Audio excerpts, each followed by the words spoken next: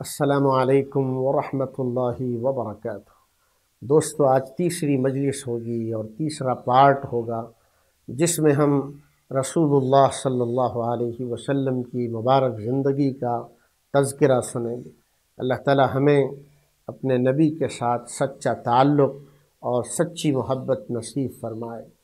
دوستو، جب ہمارے نبی صلی اللہ علیہ وسلم کی عمر مبارک 20 سال ہوئی تو آپ نے کچھ نوجوانوں کے ساتھ مل کر ایک معاہدہ کیا جو حلف الفضول کے نام سے مشہور ہوا۔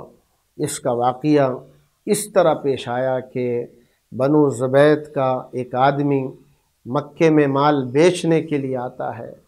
ظاہر ہے بیچنے والا اس لیے بیچتا ہے کہ کچھ مال بیچ کر اپنی زندگی کی ضرورتیں پوری کی جا سکیں، مگر اس بیچارے غریب پر مکے میں ظلم ہوتا ہے۔ عاص بن وائل ایک بڑا آدمی ہے، ایک سردار کی حیثیت رکھتا ہے۔ وہ آدمی زبیدی سے سامان تو لیتا ہے مگر سامان کی قیمت ادا نہیں کرتا۔ یہ مظلوم زبیدی بہت کوشش کرتا ہے کہ اپنا حق مل جائے اور مدد کے لیے وہ مکے کے بڑے لوگوں سے ملتا ہے، مدد کی اپیل کرتا ہے، مگر کوئی آدمی اس کی بات نہیں سنتا۔ آخر وہ آدمی مجبور ہوتا ہے اور مایوس ہو کر عرب کے قدیم طریقے اور پرانے طریقے کے مطابق سورج نکلنے کے وقت ابو قبیس کی پہاڑی پر چڑھ کر اپنی فریاد بلند کرتا ہے، اے لوگو میری مدد کرو۔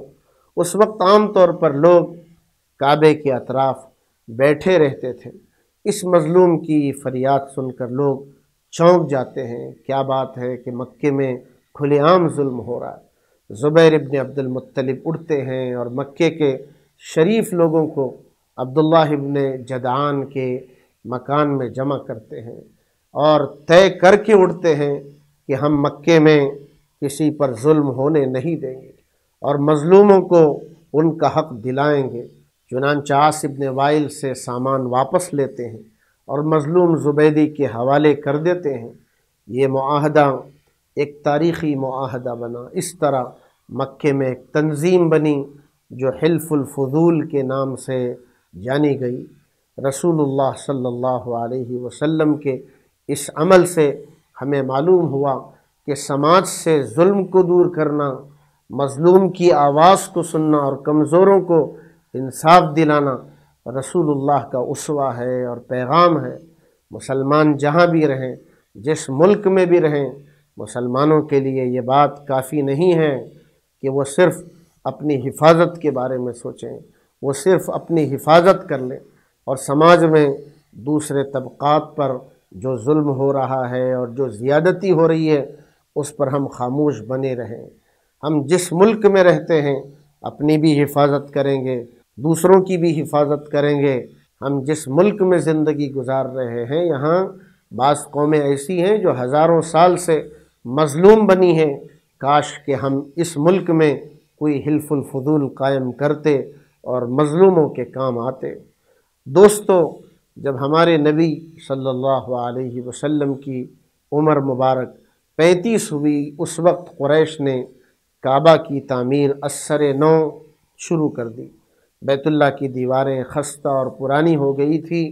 کعبہ کی پرانی عمارت کو شہید کر کے نئی دیوار بنانا شروع کر دیا۔ جب دیوار کی بلندی وہاں تک پہنچی جہاں پر حجر اسود کو رکھا جاتا تھا، قبیلوں کے درمیان ایک جھگڑا اور ایک نزاع پیدا ہو گیا۔ ہر قبیلہ یہ چاہتا تھا کہ حجر اسود کو اس کی جگہ ہم خود اپنے ہاتھوں سے رکھیں گے۔ کوئی قبیلہ اس حق کو دوسرے قبیلے کو دینے پر راضی نہیں تھا۔ یہ اختلاف، یہ لڑائی جھگڑا اتنا بڑا، تلواریں نکل گئی، قبیلوں کے درمیان جنگ کی نوبت آ پہنچی۔ آخر کار ان کے بڑوں نے مداخلت کر کے لوگوں کو تیار کیا کہ وہ آپس میں مشورہ کریں اور مسئلے کا پرامن حل تلاش کریں۔ کہا جاتا ہے کہ ابو امیہ ابن مغیرہ جو قریش کا ایک بوڑھا آدمی تھا، اس نے یہ تجویز پیش کی کہ کل صبح کو جو سب سے پہلے کعبہ میں داخل ہوں گے اسی کو حکم بنایا جائے گا، اور اس کے فیصلے کی روشنی میں اس مشکل مسئلے کو حل کیا جائے گا۔ اگلے دن جب لوگ بیت اللہ میں آئے تو لوگوں نے دیکھا کہ کعبے کے اندر داخل ہونے والے سب سے پہلے شخص حضرت محمد صلی اللہ علیہ وسلم۔ سب لوگوں نے آپ کو دیکھ کر کہنے لگے یہ تو امین محمد صلی اللہ علیہ وسلم ہیں، امانت دار نوجوان ہیں، ہم ان کے فیصلے پر راضی ہیں۔ لوگوں کی درخواست پر آپ علیہ السلام نے فرمایا کہ لوگوں میرے پاس ایک چادر لے کر آؤ۔ جب چادر لائی گئی تو آپ نے حجر اسود کو اس چادر کے درمیان رکھا، اس چادر میں رکھ کر پھر فرمایا ہر قبیلے کا سردار چادر کے کنارے کو پکڑ لے، اس طرح سب مل کر اس کو اٹھائیں۔ ہر قبیلے کے سردار نے ایسے ہی کیا، یہاں تک کہ جب لوگ اس کو لے کر حجر اسود کی جگہ پہنچے تو آپ علیہ السلام نے حجر اسود کو اپنے ہاتھ سے اٹھا کر اس کی مقرر جگہ پر رکھ دیا۔ اس کے بعد کعبہ کی تعمیر دوبارہ شروع ہو گئی اور اختلاف ختم ہو گیا۔